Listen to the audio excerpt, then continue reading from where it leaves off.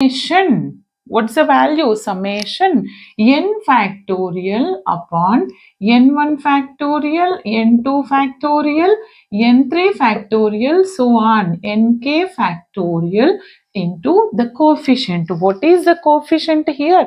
x1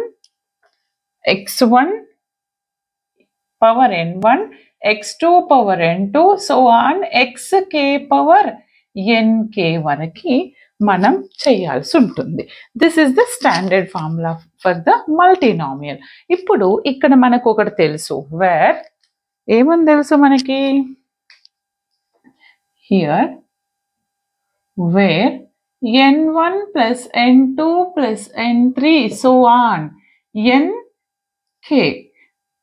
nk which is nothing but n అని తెలుసు, అవునా, which is equal to n అని తెలుసు. ఇప్పుడు నేను